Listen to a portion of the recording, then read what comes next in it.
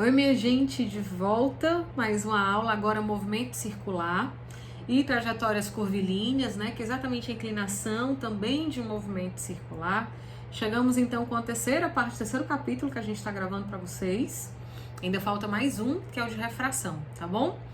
Quem não assistiu os dois primeiros aí, revisão dos capítulos anteriores, a ser de vocês, a ser da segunda etapa, volta um pouquinho, dá uma revisada, principalmente em leis de Newton, forças de atrito, plano inclinado, tudo isso vai ser bem importante para a gente continuar essa matéria, certo? Os exercícios dessa parte só estarão ao final da aula, tá bom? Não vou ficar fazendo uma explicação e exercício não, a gente vai deixar tudo para o final da aula dessa vez, para poder ficar melhor, certo? Então vamos lá. A gente até então só tinha estudado trajetórias retas, né? Então a gente estudou um movimento retilíneo uniforme, movimento retilíneo uniformemente variado.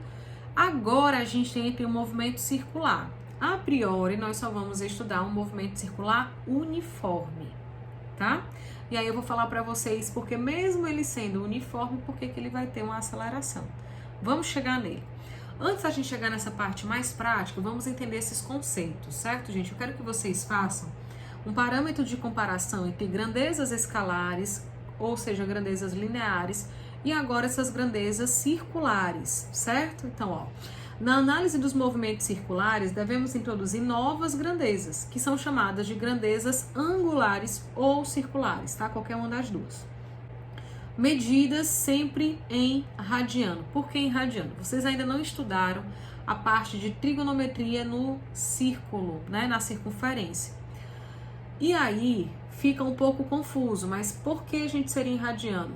Quando a gente vai estudar trigonometria, que no caso de vocês só vai ser no segundo ano, a gente entende que uma volta completa ela tem 360 graus. Só que a gente também pode fazer a medida desse ângulo em radianos, que seria o 2π radiano seria a medida de uma circunferência completa, né? A angulação de uma circunferência completa, de uma volta completa.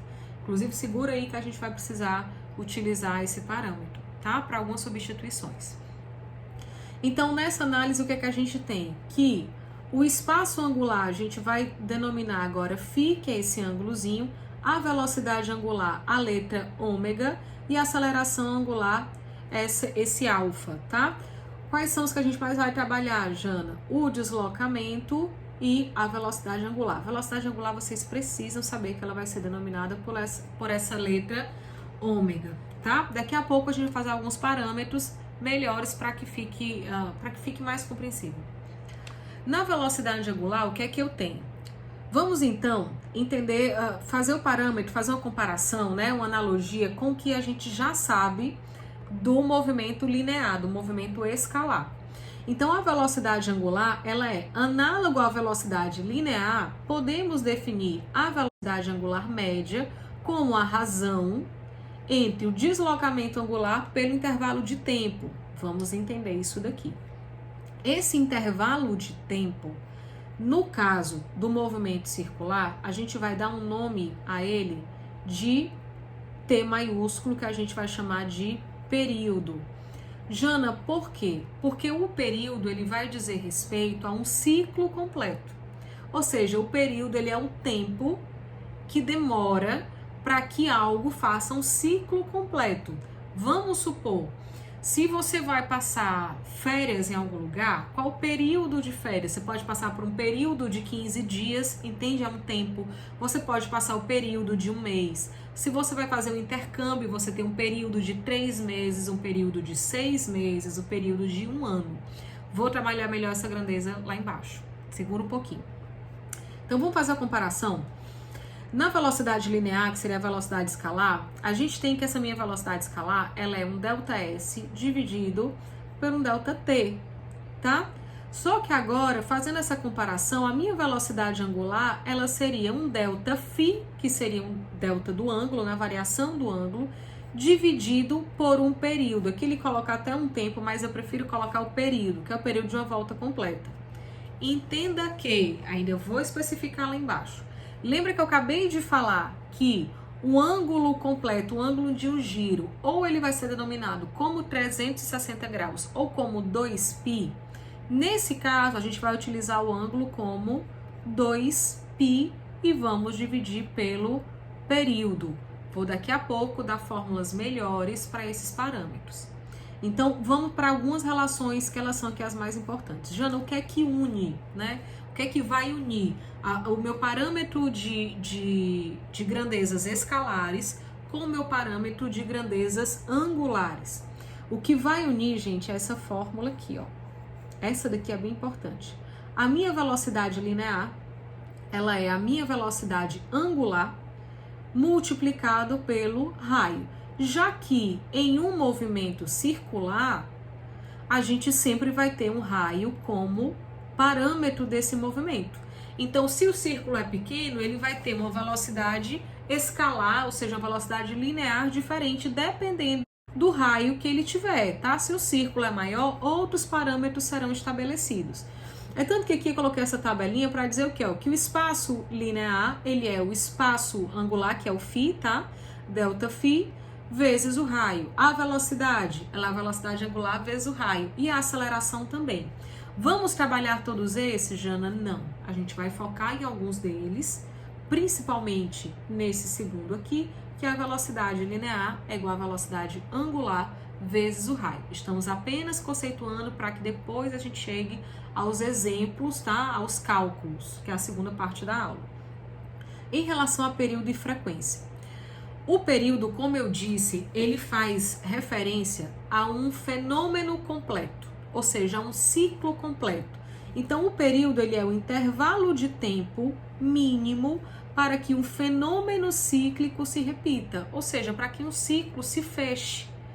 Ou seja, se você sai de um ponto, né, de um ponto de um círculo, você sai, por exemplo, desse ponto do círculo e você demora um tempo tal para voltar ao mesmo ponto, você cumpriu um período. Por isso que a gente diz que esse tempo aqui de fechamento, ele desenvolve um ângulo de 360 graus ou 2π radianos, que é o que a gente vai trabalhar, tá? A gente vai trabalhar com radiano. A unidade do período, a sua unidade é a unidade de tempo. Medido em quê, Jana? Para o sistema internacional, a gente tem que ir para a medida em segundos, tá bom? Se der em minutos, transformem para segundos, vai ficar muito mais fácil. Por quê? Aqui eu falei primeiro do período, só que existe uma relação muito íntima do período com outra grandeza, que é a frequência. Vamos entender o que é a frequência e ver como é que esses dois se relacionam. A frequência é o número de vezes, ou seja, a quantidade de acontecimentos que um fenômeno ocorre em certa unidade de tempo. Sua unidade mais comum é o Hertz. Quando tiver em Hertz, que é esse símbolozinho aqui, ó, Hz, é porque o período foi colocado em segundos. Ela também pode ser medida, essa frequência também pode ser medida em outra grandeza que a gente chama de RPM, que são rotações por minuto, ou seja, aqui o tempo está medido em minuto. Jana, pode ser, rapidinho, gente, meu olho, pode ser que em alguma questão ele jogue em RPM e aí te peça um período em segundos? Pode, basta que a gente faça uma regra de 3, certo? Se eu faço, por exemplo, 30 rotações em 1 minuto, é porque eu faço 30 rotações em 60 segundos. E aí, se eu quero colocar isso todo para segundo, eu quero saber então uma rotação em 1 segundo, e aqui coloco como X, faço a regrinha de 3, rapidinho a gente desenvolve. Mas normalmente o nosso parâmetro ele é Hertz, que é a medida em segundos. Como é que a frequência e o período eles se relacionam? Entenda, o período ele é um intervalo de tempo. A frequência é quantos acontecimentos se deram neste intervalo de tempo. Então, o período e a frequência, eles se relacionam onde um é o inverso do outro. Então, eu posso dizer que o período, ele é 1 sobre a frequência, ou a frequência, ele é 1 sobre o período. Se eu trouxer esse período que está aqui dividindo para cá multiplicando, eu vou então chegar à conclusão que período versus frequência dá igual a 1. Se eles se multiplicam, eles são grandezas inversamente proporcionais. Logo, se eu tenho um período muito longo, muito alto, eu tenho uma frequência baixa. Se eu tenho uma frequência muito alta, o meu período vai ser menor, tá? Então, período e frequência se relacionam dessa forma. Jana, por que esse daqui é tão importante? Vou chegar aqui, deixa eu voltar só aqui para poder mostrar para vocês. Quando a gente desenvolveu essas velocidades angulares e a velocidade escalar. Vou trazer agora essa fórmula de uma maneira melhor e da maneira que é mais utilizada pelas questões, certo? O que é mais utilizado, Jana? A gente tem que a nossa velocidade linear, ele é ΔS sobre ΔT. Fazendo analogia, como a gente já fez ali em cima, eu vou ter que a minha velocidade angular, ela vai ser meu ΔΦ, que é o ângulo que foi varrido, dividido por um período, certo? Ou seja, o tempo de um ciclo completo. Só que essa fórmula pode ser definida desse jeito, Jana? Pode. E esse ΔΦ a gente vai utilizar como sendo 2π, que é o ângulo de uma volta completa, 2π radianos, tá? Por isso que a velocidade angular, esse período é em segundo, a velocidade angular ela é radiano por segundo. Só que, como o período ele é 1 sobre a frequência, eu também posso definir essa fórmula como sendo 2π dividido por 1 sobre a frequência. Lembrando que, quando eu tenho divisão de fração, eu repito o primeiro termo e multiplico pelo inverso do segundo. Então, outra fórmula que eu também posso ter na minha velocidade angular é que a velocidade angular ela é 2π vezes a frequência. Isso daqui vai ser muito utilizado no acoplamento de polias, tá? É dessa fórmula aqui que a gente vai deduzir as relações. Então, preciso que vocês entendam, tenham ela bem compreendida de onde ela veio, qual foi a analogia feita, para que quando chegar lá nos acoplamentos fique muito mais fácil, tá bom? Continuando, então, chegamos ao movimento circular uniforme. Nesse movimento circular uniforme, Jana, do que eu estou falando desse movimento circular uniforme? É da velocidade linear. Ou seja, a gente tem aqui duas velocidades, tá? Que acontecem ao mesmo tempo. A velocidade linear, que é uma velocidade que a gente chama de velocidade tangencial, pode ser que ela também apareça assim, ó. Ela vai mudando de direção e de sentido à medida em que eu tenho o giro dessa circunferência, certo? Então, eu tô colocando aqui essa velocidade fazendo esse giro. E a velocidade angular, ela vai dizer respeito à velocidade de giro, ou seja, qual o ângulo varrido em um certo período, tá bom? Tendo aqui essa velocidade angular, lembrando que a gente sempre vai ter a questão do raio. Para que essa velocidade linear, ela mude de direção e sentido, é preciso que eu tenha uma resultante apontada para o centro, ou seja, uma força resultante que aponte para o centro e que me dê a possibilidade desse móvel se manter constantemente nesta velocidade ao redor de um eixo e desenvolvendo o raio. Vamos então entender. Um corpo está em movimento curvilíneo uniforme se sua trajetória for descrita como um círculo com eixo de rotação a uma distância r, ou seja, existe um círculo, um eixo de rotação no meio, onde tudo gira ao redor desse eixo. E aí eu desenvolvo um raio constante, tá? E sua velocidade for constante. Que velocidade é essa? Velocidade linear, tá? Ou seja, a mesma em todos os pontos do percurso. Embora a velocidade linear seja constante, ela sofre mudanças de direção e sentido, como eu coloquei aqui nessa figura. Logo, existe uma aceleração, mas como esta aceleração não influencia na velocidade linear, ela será uma aceleração que diz respeito ao movimento circular, à grandeza circular. E ela será chamada de aceleração centrípeta. Para onde aponta essa aceleração centrípeta, Jana? Para o centro. Tudo que a gente falar em centrípeto, então força centrípeta, aceleração centrípeta, elas sempre vão apontar para o centro. Qual é a medida dessa aceleração? Eu vou descer aqui um pouquinho para poder fazer para vocês. Esse quadro acho que está um pouquinho ruim para vocês enxergarem. Vou fazer aqui melhor. A aceleração centrípeta ela vai ser medida pela velocidade linear ao quadrado dividido pelo raio. A única fórmula, Jana, se a gente pensasse de uma forma assim, só que se eu fizer uma substituição, lembrando que a minha velocidade linear, ela é a velocidade angular multiplicada pelo raio, então eu vou substituir essa velocidade aqui linear por velocidade angular vezes o raio ao quadrado dividido por raio. Colocando então aqui já a minha potência, então fica velocidade angular ao quadrado dividido por raio ao quadrado sobre raio. Lembrando que raio ao quadrado é a mesma coisa que raio vezes raio. Então eu posso tirar um raio daqui e cancelar com esse daqui de baixo. Logo, a minha aceleração centrípeta também pode ter a fórmula de velocidade angular ao quadrado vezes o...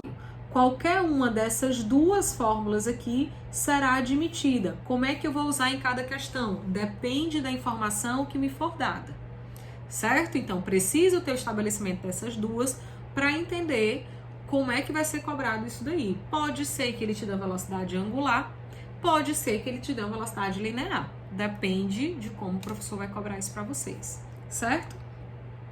E aí a gente chega nos acoplamentos. Nos acoplamentos, a gente vai ter dois tipos de acoplamentos, tá? Essas polias, elas podem estar acopladas com eixos diferentes e elas podem estar acopladas no mesmo eixo.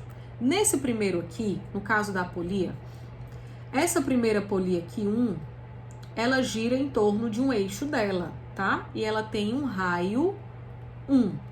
Essa segunda polia menor, ela também gira em torno do próprio eixo e ela tem um raio 2. Só que elas estão ligadas aqui por uma corrente, certo? E essa corrente, então, ela faz girar essa velocidade tangencial, que é a velocidade linear.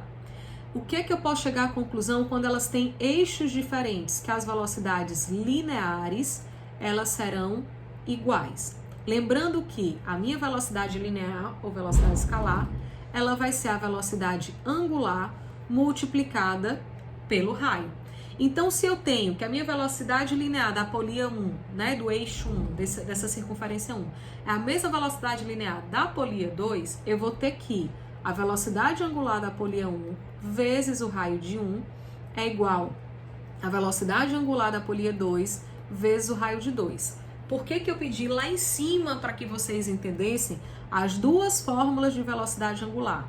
Porque uma delas era definida como 2π vezes a frequência. Que frequência, Jana? Frequência de giro, tá?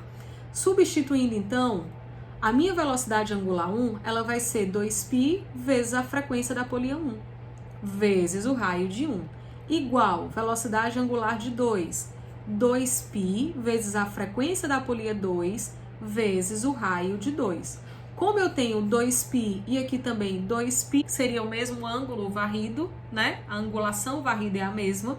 Então, eu fico com frequência da polia 1 vezes o raio da polia 1 é igual a frequência da polia 2 vezes o raio da polia 2. Jana, você aposta numa questão dessa na prova? Gente, eu tenho certeza absoluta.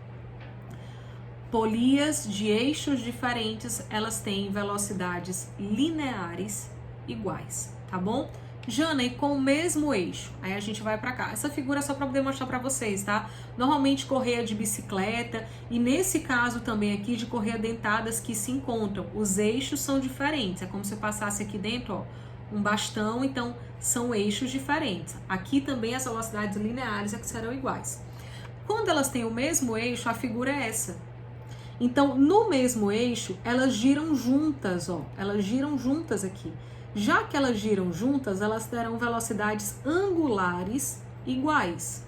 E aí, lembrando que, se eu tenho que a velocidade linear é a velocidade angular vezes o raio, trazendo esse raio que está aqui multiplicando aqui para baixo, dividindo, eu vou ter que a minha velocidade angular ela vai ser a velocidade linear sobre o raio. E aí eu posso apenas trazer as comparações, certo? Então, aqui eu terei que a velocidade linear de A sobre o raio de A vai ser igual à velocidade linear de B sobre o raio de B. Uma coisa que eu não comentei, vou voltar aqui em cima, ó. Já que eles se multiplicam aqui, frequência e raio, eles são grandezas inversamente proporcionais. Ou seja, quem tem o raio maior vai ter menor frequência de giro. Quem tem o raio menor vai ter maior frequência de giro, certo? É só lembrar ali da bicicleta que aquela primeira parte, né, esqueci o nome, gente, a polia menor, né, ela gira muito mais rápido do que a polia de trás, né, que ela é maior, no caso. Então, a polia menor, ela gira muito mais rápido, a polia maior gira gira mais devagar, né? Muito mais devagar não, mas gira mais devagar, tá bom? No caso, quando a gente tem o mesmo eixo, eles já são grandezas diretamente proporcionais. Então aqui, quanto maior o meu raio, maior será a minha velocidade linear. Quanto menor o meu raio, menor será a minha velocidade linear. Não estou tomando como parâmetro a figura, estou apenas fazendo aqui comparações de grandezas, certo? Fechamos a primeira parte da aula. Vamos então agora para trajetórias curvilíneas, trabalhar com força centrípeta, aceleração centrípeta, movimentos curvos também, movimentos circulares, mas já angulados, certo? E exercícios na última parte da aula. Tudo bem? Acompanhe a próxima. Continuando então nossa aula de movimento circular, a gente vem agora com a segunda parte, né? Dinâmica em trajetórias curvilíneas. Então agora a gente vai entender o que é uma força centrípeta, para onde é que ela aponta, por que às vezes a força centrípeta é igual ao peso, por que às vezes a força centrípeta é igual à normal, por que às vezes a força centrípeta é igual à força de atrito, tá? Vamos então entender todas essas situações para que a gente chegue ao final. E fiz 4 ou 5 questões, tá, gente? Preciso conferir aqui no final, mas fica até o final que a gente faz tudo direitinho. Vamos lá então. Quando um corpo está realizando a trajetória curvilínea, ele sofre a ação de forças, certo? A resultante das forças será diferente de zero, ou seja, eu tenho que a minha força resultante aqui, ela tem que ser diferente de zero em trajetórias curvilíneas. Para o módulo da velocidade não mudar, que velocidade não vai mudar o módulo? Velocidade linear, certo? A velocidade angular também permanece constante. O vetor aceleração deve apontar para o centro. Então vamos entender. Nós já falamos isso na primeira parte da aula. Quem não assistiu, volta aí. A gente tem uma aceleração que aponta para o centro, que a gente chama de aceleração centrípeta, recebendo o nome de aceleração centrípeta. Então, como o valor da aceleração aponta para o centro, a resultante das forças também aponta para o centro. Lembrando que a força resultante, ela aponta na mesma direção e mesmo sentido da aceleração. Lembrando que força, ela é massa vezes aceleração. No caso, se eu tenho uma aceleração centrípeta, eu tenho uma força centrípeta, que ela vai ter o valor da massa multiplicado pela aceleração centrípeta. Na primeira parte da aula, nós já definimos a aceleração centrípeta como sendo a velocidade ao quadrado dividido pelo raio, certo? Então, se ela é velocidade ao quadrado dividido pelo raio, a gente pode dizer que a força centrípeta, ela é mv2 sobre o raio. Jana, se ele não me der a velocidade linear, se ele me der a velocidade angular, basta a gente fazer uma simples substituição, não tem muito mistério, tá bom? Pego essa fórmula, pego a minha velocidade linear, faço a devida substituição nela, né? Lembro, então, que a minha aceleração centrípeta, ela é velocidade angular ao quadrado vezes o raio. Então, eu também posso dizer que a minha força centrípeta terá o valor de massa, velocidade angular ao quadrado, vezes o raio, é mais uma possibilidade de fórmula. Normalmente, o mais comum é que seja aplicada a força centrípeta com a velocidade linear, principalmente nesses casos de trajetórias curvilíneas, tá bom? A gente vai trabalhar sempre o parâmetro da velocidade linear, certo? Chegando então a uma curva plana. Por que eu tô falando de curva plana? Porque a gente vai trabalhar uma curva inclinada. Numa curva plana, imagine o seguinte: a gente tem aqui um círculo, vou daqui a pouco para essa imagem, né? Tem uma circunferência, aliás, e eu tenho aqui um carro, uma visão superior, desenvolvendo essa trajetória, né? Não necessariamente ele está girando em círculos, mas, por exemplo, pode ser apenas uma curva, tá? Então, se ele está desenvolvendo essa trajetória, se eu tenho uma visão de frente para esse carro, eu tenho o seguinte, ó, esse carro está aqui, então eu tenho o valor da minha força normal, o valor da minha força peso, e para que ele se mantenha dentro dessa curva, eu tenho que ter uma resultante centrípeta aqui, ó, apontada para cá. Lembrando que essa daqui é a minha visão superior, essa daqui da circunferência, e essa aqui que eu tô desenhando para vocês, discriminando exatamente todas as forças, ela é como se ela fosse uma visão de frente, né, para essa trajetória. Então, eu tenho a minha força centrípeta apontando aqui para o centro. O que que acontece? Normalmente essa força centrípeta, ela vai estar ligada a uma força de atrito, porque é o atrito entre o pneu e a superfície, o asfalto, que vai impedir que esse carro ele saia pela tangente, como a gente diz. Essa saída pela tangente é a forma mais comum que você tem de acidentes em curvas. Então, por exemplo, você vai fazer uma curva em alta velocidade. Vamos daqui a pouco entender o porquê o problema da alta velocidade. Você perde atrito e você sai pela tangente. Fórmula 1, muitos acidentes, por isso que normalmente nas trajetórias, né, onde tem as curvas, existe alas de proteção. Hoje em dia já, né, cheio de tecnologia para que o impacto seja menor, seja melhor absorvido pelo carro, entre o carro e a mureta, esse tipo de coisa, tá bom? Mas existe essa relação então da força centrípeta mantendo esse carro dentro dessa curva. Só que então vamos entender, ó. Perceba que quanto menor o coeficiente de atrito, ou seja, quanto menos o carro adere, né, o pneu ao asfalto, menor deve ser a velocidade do carro para que realize a curva sem deslizar, ou seja, sem ele sair por essa tangente, né? Se ele seguir esse caminho reto. Ou seja, se eu tenho uma força de atrito, essa força de atrito ela tem que apontar para o centro, ela tem que segurar esse carro em direção ao centro. Quer dizer que a força de atrito aqui, ela vai se igualar à minha resultante centrípeta. Jana, que é força de atrito? Falamos lá na aula de força de atrito. Coeficiente de atrito multiplicado pela normal. A normal, ela vai se igualar aqui à força-peso. Então, essa força de atrito, ela vai se igualar à força centrípeta, que é mv2 sobre raio. Tudo bem? Jana, qual é então o limite de velocidade que eu posso entrar numa curva? Vamos chegar a essa conclusão. Vou continuar aqui deduzindo a fórmula, certo?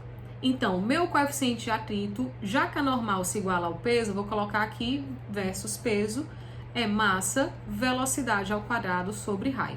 Lembrando que o peso ele é massa vezes gravidade. Então, coeficiente de atrito vezes massa vezes gravidade é massa, velocidade ao quadrado dividido pelo raio. Como eu tenho massa multiplicando os dois lados, eu posso fazer esse cancelamento. Se o raio aqui ele está dividindo, ele passa para cá multiplicando. Então, eu vou ter que coeficiente de atrito, gravidade e raio serão iguais à velocidade linear ao quadrado. Então, o limite da velocidade que eu posso entrar numa curva, ele vai ser medido pela raiz quadrada de mi, coeficiente de atrito, gravidade e raio, certo? Essa é uma fórmula bem importante, Jana? Sim. Aposta em uma questão em apenas de fazer a substituição com o coeficiente de atrito, ou então pedir o coeficiente de atrito, gravidade e o raio da curva, com toda certeza. Tenho certeza absoluta que uma questão dessa aqui vai cair. A gente vai fazendo no final da aula, tá bom? Só que a gente também pode ter, gente, uma curva inclinada. E nessa curva inclinada, ela muda um pouquinho da forma que a gente vai fazer a decomposição das forças. Lembra que lá no plano inclinado, quem não assistiu, volta na aula de atrito, aí tá na playlist de força de atrito. Então, lá no plano inclinado, a gente fazia a decomposição da força-peso. Aqui, a gente vai fazer a decomposição da força normal. Por quê? Se, por exemplo, aqui eu tô dando o exemplo de um ônibus, né, fazendo uma trajetória aqui curva. Se existe uma trajetória curva, é porque desse lado aqui existia um raio. Não vou conseguir desenhar todo. Mas é como se existisse um raio e aqui ele vai continuar a trajetória curva dele. Ou seja, se existe um raio para cá, um centro, né, de raio para cá, é porque a força centrípeta, ela aponta, neste caso, para o meu lado esquerdo. Vou desenhar o plano inclinado para poder ficar mais fácil. Desenhando, então, aqui o plano inclinado, eu tenho aqui a inclinação de um ângulo, vou jogar aqui meu ângulo como alfa. Então, aqui eu tenho o meu veículo, a minha bicicleta, seja lá o que for.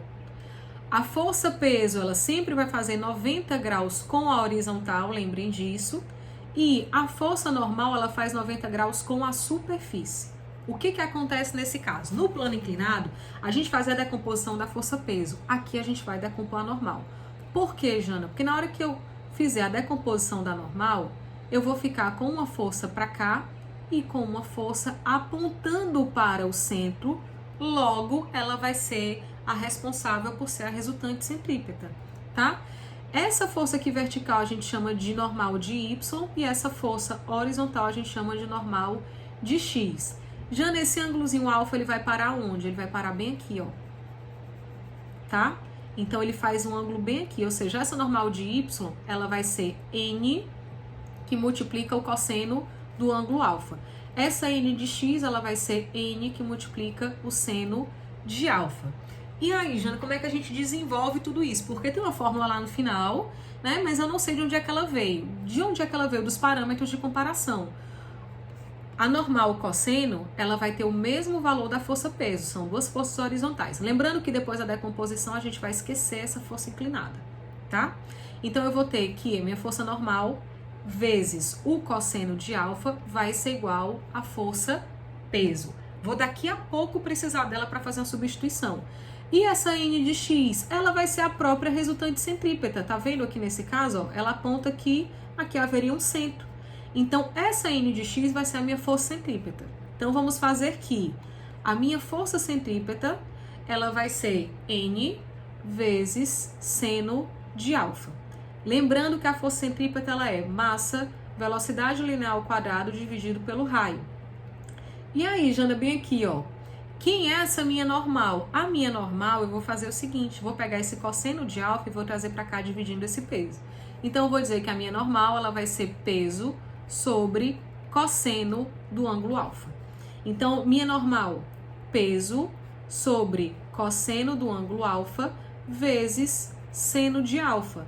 Lembrando na minha relação trigonométrica que seno sobre cosseno vai ser o valor de tangente. Continuando a fórmula, massa velocidade ao quadrado sobre raio será peso, Jana, quem é peso? Massa vezes gravidade, isso aqui a gente já lembra, vezes tangente do ângulo. Então, essa massa aqui, ela também vai embora mais uma vez, já que ela multiplica a equação de um lado e multiplica a equação de outro. O raio que está aqui dividindo passa por segundo termo multiplicando. Então, eu tenho que a minha velocidade linear ao quadrado, ela vai ser raio gravidade vezes a tangente do ângulo. Então, a velocidade aqui da curva, ela vai ser a raiz quadrada do raio multiplicado pela gravidade vezes a tangente do ângulo alfa, certo? Entendam de onde vem essa fórmula, tá bom? Mais uma vez, aposto numa questão como essa, Jana? Muito, e nós vamos resolver uma delas, tá bom? Globo da morte. Globo da morte é muito interessante. Por quê? Sempre que eu tiver uma força apontando para o centro, se ela for a única força, ela é a própria resultante centrípeta. E se ela tiver uma força oposta em sentido a ela, eu tenho que ela é maior do que essa força. O que é que eu estou querendo dizer? Por exemplo, nesse ponto mais baixo aqui do globo da morte, essa moto aqui, ele tem uma força peso que aponta aqui para baixo e uma normal que aponta aqui para cima. Logo, se a minha normal aponta para o centro, neste ponto daqui de baixo, eu tenho que a minha força centrípeta, ela vai ser a normal menos o peso.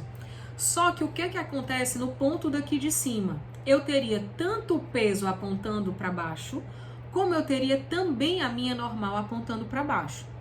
Só que no caso, quando a gente trabalha o globo da morte, a gente quer saber com que velocidade, qual é a mínima velocidade que ele consegue fazer uma volta completa. E ao fazer a mínima velocidade, esse corpo ele desloca do ponto mais acima, certo? Ele sofre ele descola. E no momento em que ele descola, ele não tem mais normal. Então, se ele não tem normal, como a gente quer estudar no globo da morte, a velocidade mínima, a única resultante centrípeta que eu tenho no ponto mais acima, que é exatamente o que a gente vai trabalhar, é a própria força-peso. Então, no ponto do topo, eu tenho que a minha força resultante, ele é a minha força-peso. E aí, Jana, vamos trabalhar mais uma vez na substituição de fórmulas. Força centrípeta, massa, velocidade ao quadrado dividido pelo raio, força-peso, massa vezes gravidade. Vamos mandar aqui essa massa embora, já que ela multiplica os dois lados da equação. E eu vou ter então que a velocidade ao quadrado, ela vai ser o raio vezes a gravidade. Então, quando ele perguntar qual é a velocidade mínima que esse motoqueiro ele precisa desenvolver para que ele dê uma volta completa, esta velocidade mínima que ele passa lá em cima é a raiz quadrada do raio versus a gravidade. Se ele abordar globo da morte, é isso daqui que deve ser abordado. Jana, se fala muito nessa parte daqui, nesse ponto aqui de baixo? Não. A gente praticamente não fala dele, tá? O que normalmente nós trabalhamos em globo da morte é a velocidade mínima para que essa moto dê uma volta completa. E aí, como ele está na velocidade baixa, ele sofre um pequeno descolamento, por isso que não tem normal. Se houvesse normal, a normal também apontaria para o centro, tá? Porque a normal, ó, como ele estaria aqui, meu desenho tá perfeito. Se vocês não entenderam com esse desenho, vocês não entendem nunca mais. Como a superfície ela está acima, então a normal aponta para baixo. Tudo bem? No mesmo sentido do que a gente fez agora, dessas resultantes, a gente vai entender quebra-molas e depressões, tá?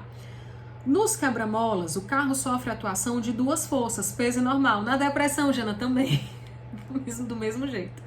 Podemos considerar que a trajetória de um carro, ao passar por um quebra-molas, é aproximadamente um semicírculo. Então, prepara para o meu desenho. Tá aqui, ó, um quebra-mola. Veio, subiu aqui, perfeito. Semicírculo, continuou. Eu vinha em uma trajetória retilínea, né? Subo, faço esse quebra-mola e continuo na trajetória retilínea. No momento em que o carro passa por aqui por cima, o que é que vai acontecer? Note que o vetor peso aponta para o centro da trajetória, ó. É como se eu tivesse uma circunferência aqui, então o peso aponta para cá. E a normal aponta aqui para cima. Logo, se o peso aponta para baixo, ou seja, se o peso aponta para o centro, ele vai ser maior do que a normal, já que se trata de uma grandeza angular, e aí a força é a força centrípeta. Então, nesse caso, a força centrípeta, a resultante centrípeta, ela é peso menos a normal. E no caso da depressão, Jana, o contrário. Não tem muita dificuldade. Desceu aqui, ó. Se eu tenho, por exemplo, um veículo passando por aqui por baixo, a normal aponta para cima e o peso aponta para baixo, do mesmo jeito. Só que agora a circunferência ela é aqui. Então, quem vai apontar para o centro da circunferência, para a resultante centrípeta, é a normal. Como existe outra força de sentido oposto a ela, então a minha força centrípeta, ela vai ser normal menos o peso. Tudo bem? É só isso que eu preciso saber? Sim. Agora, a partir disso daqui, ele pode desenvolver muitas coisas, tá bom? Jana, você aposta muito nas questões de quebra-mola e depressões? Gente, varia. De ano para ano, tem uma, tem outra, não tem. Agora, a trajetória retilínea, né, a trajetória plana e a trajetória curva, aposto muito, muito nelas. Globo da Morte também, eu tenho aí uma séria desconfiança que pode estar nessa próxima prova de vocês. Tá bom? Chegamos então nos exercícios. Vamos ver cada um deles. Eu acho que eu coloquei um exemplo de cada, se eu não me engano. Vamos então, ó. Um carro de 1.000 kg de massa entra a 30 metros por segundo em uma curva de raio igual a 300 metros. Contida em uma superfície horizontal. Determine o módulo do coeficiente de atrito estático. Jana, por que ele está perguntando atrito estático se esse carro vai estar em movimento? Porque o atrito estático aqui seria em relação à aproximação e ao afastamento do centro da circunferência. Como ele mantém uma trajetória uniforme, né? A partir daqui, ó, desse raio, o raio permanece constante. Então, por isso que ele está falando do atrito estático, porque não existe aproximação para o centro, nem afastamento para o centro, certo? Então, entre o pneu e o carro, entre o pneu do carro, perdão, e o asfalto, para que esse veículo não derrape. Então, vamos lembrar aqui, existe atrito, o atrito vai apontar para dentro. E essa força de atrito vai ser a própria resultante centrípeta. Lembrando a visão de frente, né? De frente do carro. Eu tenho a minha normal, aqui embaixo eu tenho o meu peso e para o centro eu tenho a minha força de atrito, que é a própria resultante centrípeta. Igualando então essas forças, eu gosto sempre de fazer desenvolvimento, tá, gente? Jana, eu sei a fórmula, posso aplicar a fórmula? Óbvio. Mas como eu quero que vocês entendam a questão, eu vou fazer o desenvolvimento delas, tá certo? Então aqui, ó, força de atrito eu terei que ela vai ser igual à minha força centrípeta. Força de atrito μ vezes a normal será massa, velocidade ao quadrado dividido pelo raio. Vou continuar aqui embaixo. Então, o μ vezes a normal, ela vai se igualar ao peso. Então, como o peso é massa vezes gravidade, isso vai ser massa, velocidade ao quadrado dividido pelo raio. Tá vendo que na questão ele me deu a massa? Você não precisa substituir. Jana, então nessas questões ele não precisa especificar massa? Não, não precisa. Vai especificar se quiser, tá? Mas não há necessidade, porque essa massa ela vai embora nessa relação. O que é que eu vou ter? Coeficiente de atrito, gravidade, raio que eu vou passar para esse lado, igual a velocidade ao quadrado. Aqui ele diz que a velocidade está a 30, então eu já vou desenvolver do jeito que está aqui. O meu coeficiente de atrito é o que eu quero descobrir. A gravidade é 10. O raio, ele me dá que é um raio de 300 metros, né?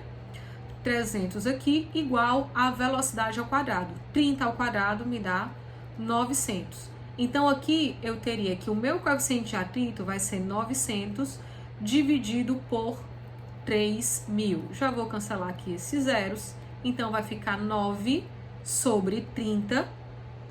Vou simplificar também aqui dividindo por 3. Então, vai ficar 3 décimos, que me dá um valor... Eita, aqui vai ficar apertado, viu, gente? Mas desculpa. Na próxima vez eu calculo esse espaço. 0,3. Lembrando que o coeficiente de atrito, ele é uma grandeza adimensional. Ele não tem a medida, tá? Não é em metro, não é em segundo, ele é adimensional. Tá bom? Pela própria fórmula da força de atrito. Porque como força de atrito é μ vezes a normal, tanto a força de atrito está em Newton como a normal também. Então, na divisão de normal por normal, o coeficiente fica adimensional. Mais uma, chegamos aqui, essa daqui, já, ó, esse tipo de questão, já ocorreu muita questão parecida com essa daqui, tá bom? Já ocorreu questão que é uma mesa, e aí existe um pino nessa mesa, e aí um bloco desenvolve ao redor desse pino um movimento circular, enfim, existem várias maneiras de fazer esse tipo de questão. Um carrinho de brinquedo de 50 gramas, ele é preso a uma corda de 0,05 metros de comprimento e colocado para girar em torno de um prego, que se encontra fixo à superfície perfeitamente horizontal, que eu acabei de dizer para vocês. Nesse caso aqui, seria mais ou menos isso daqui, ó. Deixa eu ver se... Pronto. Então aqui eu tenho um ponto central, né? E algo aqui, um carrinho que vai desenvolver um movimento circular ao redor desse ponto. Esse carrinho de brinquedo, ele tem 50 gramas. Jana, eu vou precisar dele? Vamos ver se a gente vai precisar ser 50 gramas, tá? Vamos ver já já. Ele é preso em uma corda de 0,05 metros, que vai ser o valor do próprio raio, certo? Já que essa corda ela vai ser esticada e o carrinho ele vai girar sempre esticado ao redor desse eixo, tá? Então, o raio vai ser de 0,05 metros de comprimento e é colocado para girar em torno de um prego que se encontra fixo a uma superfície perfeitamente horizontal. Sabendo que a velocidade do carrinho, ou seja, essa velocidade aqui é de 0,1 metro por segundo, determine a intensidade da força de tração que é feita pela corda e desconsidere a ação de qualquer força dissipativa. Jana, por que ele está pedindo a força de tração? Porque a força que existe em um fio é uma força de tração. Ela vai apontar para o centro, ou seja, ela é a própria resultante centrípeta, tá? Então, a minha força centrípeta aqui vai ser a própria tração. Basta que eu calcule a força centrípeta. Neste caso aqui, como a gente não vai fazer nenhuma comparação, Jana, como é que eu sei que não vai ter atrito? Ele falou aqui, ó, superfície perfeitamente horizontal. Deveria ter sido um pouco mais específico de não ter atrito? Sim, tá bom? Com certeza deveria. Mas a gente vai, aqui nesse caso, desconsiderar. No caso da questão de vocês, tem que vir bem especificado. Então, a minha força minha força centrípeta, ela vai ser massa, velocidade ao quadrado, dividido por 2. Então, nesse caso aqui, a massa, 50 gramas. A massa tem que estar em quê, Jana? Em quilo. Então, de 50 gramas para quilo, eu tenho 1, 2, 3 casas decimais. 0,05 quilogramas seria. Então, 0,05 vezes a velocidade ao quadrado. A velocidade aqui é de 0,1. Seria 0,1 aqui ao quadrado. Eu coloquei dividido por 2, perdão, gente, dividido pelo raio. Aqui dividido pelo raio, que é de 0,05 metros. Então, nesse caso aqui, vou ficar com 0,05 quilogramas e 0,05 metros, a gente já pode mandar esses valores embora por cancelamento. Qual é a resultante que eu vou ter? Minha força centrípeta será 1 vezes 10 elevado a menos 2 newtons, que vai ser o próprio valor da força de tração. Tudo bem? Chegamos então em mais uma. Essa daqui é de plano inclinado. Gente, eu aposto muito nessa questão. Muito mesmo. Um automóvel percorre uma pista curva sobre elevada, tá? Se ele falar de sobre elevação, ele está falando exatamente dessa trajetória curva. Isto é, a curva apresenta a margem externa mais elevada do que a margem interna, né? Seria mais ou menos isso daqui. Deixa eu tentar ver aqui se ele vai ficar bem desenhado. Mas seria mais ou menos isso daqui, tá? E a gente traça mais uma horizontal pra cá. Pronto, seria isso. O pneu do carro ficou no lugar que deveria ficar? Não ficou, mas vocês vão desconsiderar aí esses erros dos meus desenhos. Um automóvel percorre uma pista sobrelevada, tá? Seja θ o ângulo de sobrelevação, tal que a tangente do ângulo é de 0,15. Já me ajudou muito nisso daqui. Com que velocidade escalar o automóvel deve efetuar a curva independente da força de atrito entre o pneu e a pista. Jana, por que ele vai falar independente? Porque lembra quando a gente não estudou com força de atrito, a sobrelevação. Nós só estudamos a sobrelevação com essa inclinação e fizemos a dissipação da normal. Tem dúvida? Volta ali no início da aula e olha direitinho como é que a gente fez o desenvolvimento, tá, de todas as formas. Então, o que é que ele me deu aqui de bem importante? Ele me deu que a tangente do ângulo, ele é de 0,15, tá? Me deu que a gravidade, ela é de 10 metros por segundo e me deu um raio da trajetória de 150 metros. Jana, o que é que eu tenho aqui? Uma simples substituição. A minha velocidade, limite, né? A minha velocidade para que não derrape, ela é a raiz quadrada do raio da gravidade vezes a tangente do ângulo. Então, nesse caso aqui, seria raio 150, gravidade 10, o ângulo 0,15.